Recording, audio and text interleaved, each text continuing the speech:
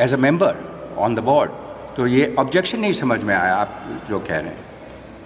जब जब आप रामपुर आते हैं सुर्खियों में आ जाते हैं, उसका क्या मतलब? कहते हैं नवाब साहब आए हैं, कोई ना कोई उधर नवाब साहब की तरफ से भी वार होते हैं। कौन नवाब साहब? कौन नवाब साहब? नावेद मियाँ की तरफ से। अच्छा, ये आप एक चीज़ आप समझा दीजिए। मैं बहुत सालों से ये आप जर्नलिस्ट ने एक दफ़ा मुझसे बताया कि मैं क्यों नवाब हूँ, तो मैंने उनको समझा दिया। एक मीटिंग हुई थी, प्रेस कॉन्फ्रेंस, मैंने समझा दिया। अब आप कह रहे हैं, आप एक मेरा क्वेश्चन रिप्लाई करिए, आप उनको क्यों नवाब बताएं? जितने सोशल अकाउंट हैं उन पर सब पे उन्होंने नवाब कासिम अली खान लिखा है, इसलिए हम नवाब बता रहे हैं। वो तो लिख सकते हैं, मगर वो भी मैंने आपको समझा दिया कि आप भी लिख सकते हैं, कोई भी लिख सकता है, पैदा तो नहीं हुए नवाब। वो तो समझा दिया था कि उनके बाप नवाबजादा थे, वलियत बहादुर नहीं थे, नवाबजादा जुल्फ़िकार। और बिल्कुल सही बात, वो नवाब के बेटे थे, मेरे अंकल। नहीं, वो मेरे अंकल थे, नवाबजादा जुल्फ़िकार अली खान।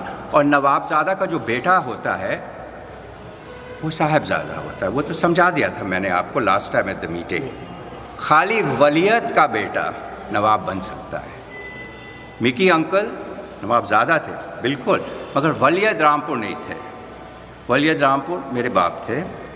और 1966 में वो नवाब बने। Government of India, president of India ने उनको ख़त लिखा, और जो भी पावर्स, प्रिवी पर्स तो आप समझते हैं, प्रिवी पर्स और प्रिविलेजेस जो नवाब रज़ा अली ख़ान को मिलते थे। देखिए, नवाब रज़ा अली ख़ान जो थे वो रूलिंग एम्परर थे रामपुर के 1948 से। 1948 के बाद उनको एक नया टाइटल जो दिया नवाब का, उसमें प्रिविलेजेस थे, प्रिवी पर्स थे, ये सब नए चीज़ से थे।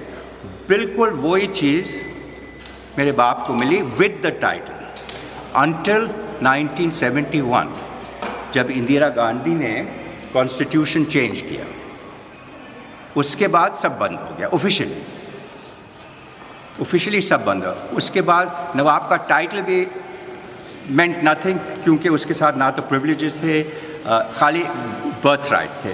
बर्थ राइट तो उनके पास था ही नहीं, मगर वो कहते नवाब। मैंने उस दिन भी समझाया था कि अमेरिका में भी एक लोग कहते हैं अपने का नवाब रामपुर, लंदन में कहते हैं, पाकिस्तान में कहते हैं, तो यहाँ वो कहते हैं, कैसे कहते हैं वो तो उन्हीं से पूछे।